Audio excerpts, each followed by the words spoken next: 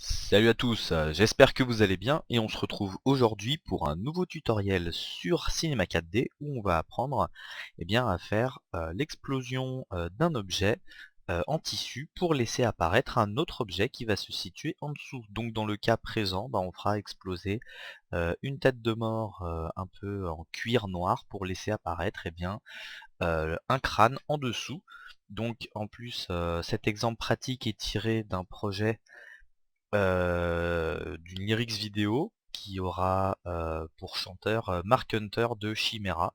Donc si vous ne connaissez pas, ça fait quand même plusieurs millions de vues. Voilà, donc c'est un nouveau projet qu'il a et on travaille dessus. Donc je vous montre un peu un petit extrait vidéo sur l'effet qu'on va réaliser aujourd'hui.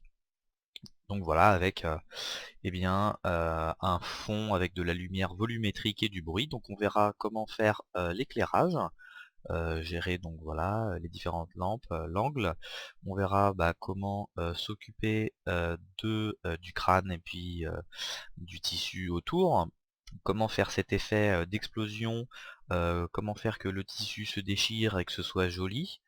Et on verra comment faire un peu de post-production, puisque là on peut le voir, on a un peu de profondeur. Donc on verra rapidement comment exporter ces multipasses. Dans le, dans le cas échéant, voilà, on a dans le projet un peu de contrôle, voilà, avec la profondeur, l'occlusion ambiante. Alors là, je suis pas sur le bon calque, mais voilà, ici, on a nos ombres, tu vois, qui ont été renforcées.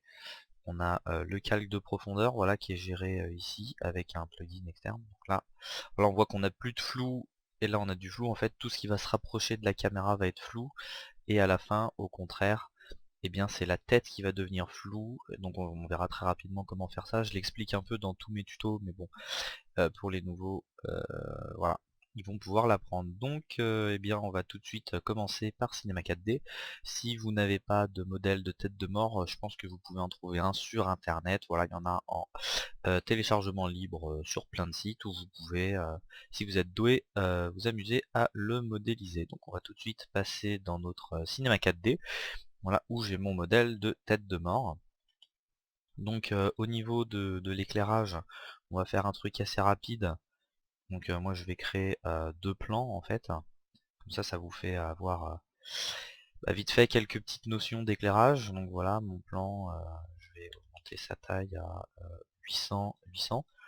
Donc voilà, sachez que les valeurs, c'est des valeurs un peu prises au feeling, mais de toute façon, voilà, pour avoir un beau projet, il n'y a pas de technique universelle qui marche. Voilà, puis en fait sur mes plans, je viens placer des calques, des matières de luminescence, voilà, pour générer de l'éclairage. Donc voilà, j'aime bien ajouter des petites teintes. Donc là, un truc un peu comme ceci. Après, vous pouvez ajouter des textures. Voilà, vous pouvez venir prendre un dégradé.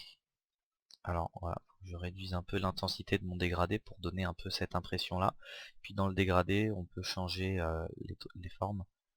Donc après, c'est à vous de prendre un truc qui vous plaît un peu comme ça. Donc voilà, je vais faire une espèce de vignette. Voilà, ça je trouve ça pas mal. On peut ajouter un peu de turbulence. Ça peut toujours donner un petit effet sympathique. Puis voilà, voilà, comme ça on a des lampes assez cool. Voilà, très rapidement. Donc voilà, je viens placer ça sur mes calques. Et comme ça va générer avec les matériaux, les réflexions déjà, les lampes au-dessus. Et puis avec la luminescence, si on met, quand on viendra mettre à la fin nos effets d'illumination globale, voilà, ça donnera des petits trucs assez sympathiques. Et puis de toute façon, hein, on peut très rapidement tout changer, changer la taille et tout ça. Donc pour l'instant, on pose on pose la base. Donc là, j'ai dupliqué mon plan avec en maintenant la touche contrôle enfoncée. Là en maintenant Shift enfoncé, je vais venir faire rotation pour placer celui-là à 90, que je vais venir placer sur le côté. Voilà, celui-là je vais élargir peut-être un peu. Voilà, celui-là qui sera assez loin. Voilà, c'est fait exprès que mon crâne soit un peu plus vers la gauche. Puis on pourra changer sa position tout à l'heure. Donc là je vais dupliquer aussi ce matériau Et je vais venir changer sa couleur pour prendre un truc un peu bleu clair comme ça. Tac. Donc c'est assez courant, hein, le bleu clair, le orange, il y a beaucoup de packs de Lightroom, de tutos qui expliquent comment faire ça. Puis après vous venez créer deux petites lumières que vous venez placer bah, au centre. Donc après on peut céder des vues, là je fais ça grossièrement pour essayer d'aller vite. Donc là voilà ma lumière, je vais prendre la petite teinte bleutée. Tac. Et puis celle-ci que je vais du coup dupliquer.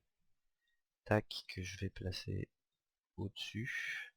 Donc là je fais ça assez à l'arrache hein, pour le tuto. D'ailleurs je vais prendre quand même des teintes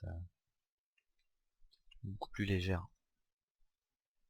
Il faut vraiment que ce soit une coloration. Faut plus que ce soit de l'ordre de la suggestion plutôt qu'autre chose quoi. Voilà, donc bim bim bim. Donc là j'ai déjà un début d'éclairage. Donc c'est assez sympa puisque là on voit bien qu'on a un côté éclairé et l'autre qui est pas éclairé. C'est un effet assez intéressant à avoir. Et je vais placer ma troisième lampe en fond en fait. Voilà ma lumière, tac. Alors encore une fois un peu au feeling. Celle-là sera rouge et ce sera voilà une lumière volumétrique. Donc en fait lumière visible volumétrique. Alors c'est un peu décomposé, excusez-moi, mais on n'oublie pas d'activer les ombres sur les autres lumières. Voilà. Donc là par contre sur celle de derrière je n'active pas les ombres, je vais augmenter un peu son champ d'action. Je vais dans visibilité, j'ajoute un peu de poussière, un peu de tramage. Pour l'instant je vais laisser les paramètres tels qu'ils sont, je ne touche à rien. Et dans bruit je viens cliquer sur les deux. Donc là je vais me mettre de face. Et c'est ce qui va créer une espèce de dégradé un peu en fond qui était sympa et qu'on a vu au début de la vidéo. Voilà, ça crée cette espèce de surface rouge en fond. Voilà, donc on n'hésite pas à grossir la taille pour avoir un truc assez sympa. Voilà, et donner un univers un peu de fumée fumigène quoi. Voilà, donc là on a un truc quand même assez sympatoche.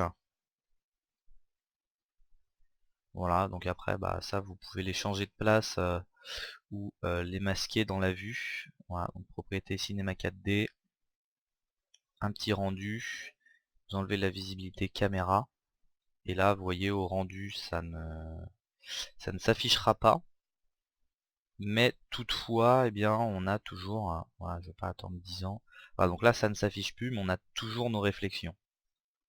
Voilà, comme ça on peut faire des rotations et on n'aura pas ça qui est dans le champ. Donc ça je vais le dupliquer, je vais le placer là. Voilà. Si vous avez envie de décoller un peu plus les ombres, vous pouvez venir ajouter un ciel avec de l'HDR ou tricher un peu en rajoutant une lampe, voilà, qui est vraiment une intensité vraiment très faible. Voilà, si vous avez envie voilà, d'avoir un peu plus de lumière sur le côté, si vous trouvez qu'il y a trop d'ombre. Voilà, mais je pense que pour l'éclairage global de la scène, puisqu'on va essayer de reproduire la même à l'identique, puisque des tutos de Kloss, on en a déjà vraiment beaucoup. Donc là, je pense qu'on part quand même sur une base un peu cool. On va vite fait créer des matériaux qu'on viendra améliorer par la suite, mais voilà, histoire d'avoir un repère, je vais me créer voilà, le blanc pour mon crâne du dessous, puis on verra pour le crâne du dessus. Voilà, pour avoir plus de détails, je viendrai placer cet objet donc qui sera le crâne du dessous dans une surface de subdivision, ou si vous avez une version intérieure de Cinema 4D, ça s'appelle l'HyperNurbs. Voilà, donc là on a plus de détails. Pour l'instant je vais le désactiver et je vais bien dupliquer cet objet en fait, et je vais grossir un tout petit peu sa taille. Je vais le mettre, voilà en fait celui du dessous je l'ai mis à 0,9, J'avais déjà fait des tests avant hein, pour les besoins du tuto. Et celui du dessus à 1. Donc on voit que ça se chevauche un peu. Ça se voit pas beaucoup au rendu. Vous pouvez ensuite voilà, faire du 1.1. Voilà, pour qu'on ait vraiment notre crâne. Et voilà.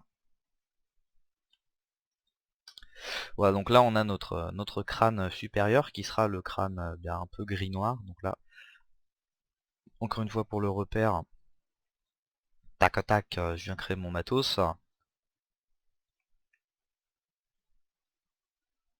Voilà, donc je vais désactiver mon crâne du tout puisqu'on va se pencher que sur celui-là. Donc maintenant on va pouvoir passer aux choses sérieuses et faire en sorte que ça, bah, ça explose. Donc là, petit clic droit, plutôt cool. Et je vais aller dans mes propriétés de simulation et on a un tag en fait qui s'appelle le tissu qui va venir préciser que cet objet en fait est un tissu. Donc on a de base dans le menu force une gravité, moi j'ai pas envie que ça tombe, donc gravité à 0. Vous avez ici d'autres paramètres et voilà. Donc je vais aller dans mes propriétés. Moi ce qui va m'intéresser c'est que ce truc là en fait se déchire. Donc je vais juste venir cliquer sur déchirure. Là vous avez un nouveau paramètre qui s'ajoute. Pour l'instant je ne touche strictement à rien dans ces paramètres. On verra si on a besoin de les toucher par la suite. Mes forces, je ne vais pas y toucher.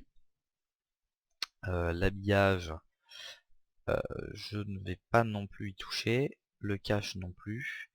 Et dans le menu expert, en fait, on viendra faire glisser un système de particules. Pas un système, comment dire. Bon, je sais plus comment ça s'appelle. Voilà, une force.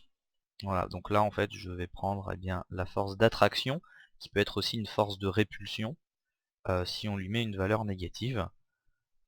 Alors pour avoir des plus beaux détails, il y a l'équivalent de la surface de subdivision pour les tissus, voilà, qui s'appelle la surface tissu. Donc je vais venir placer mon objet dedans. Donc c'est une surface, voilà, si je me mets en ombrage de Gouraud, quand même beaucoup de lignes. Et voilà, ça permet de gérer les subdivisions. Donc moi pour mon rendu, je les ai passés à 3. Et ça permet d'ajouter un petit peu d'épaisseur. Voilà, c'est des contrôles qu'on n'a pas forcément dans la surface de subdivision. Enfin voilà, c'est vraiment deux objets différents, mais pour faire un parallèle, voilà, ça sert à subdiviser pour les tissus, ce qui va être indispensable quand on va mettre notre objet. Donc là, je vais dans mon objet attraction, je vais lui choisir une forme, vous pouvez prendre celle de votre choix, mais la sphère, bon, c'est quelque chose qui marche bien. Voilà, tac, on choisit l'endroit où ça va venir péter le crâne, donc pour l'instant je vais le mettre tout devant. Là vous avez vous avez la possibilité de régler voilà, la taille. Donc moi je vais mettre 200 partout. Voilà, vous avez la possibilité de gérer la zone rouge qui sera la zone où ça va, on va dire, exploser. Puis là en fait il y a un dégradé de valeur décroissante entre la sphère rouge et la sphère jaune. Voilà, vous avez vraiment la possibilité voilà, d'atténuation. Vous pouvez faire votre courbe, enfin voilà, il y a vraiment plein de petits trucs à gérer. Pour l'instant vraiment on est dans le très basique. Et donc là on a une force d'attraction. Moi ce qui m'intéresse c'est que ça explose. Donc je vais mettre un moins devant. Et je vais ajouter allez 4 0. Vous avez plusieurs modes. Alors pour l'instant je vais rester en mode accélération. Et là en fait dans le menu expert de ma propriété tissu, on va venir faire glisser notre attraction.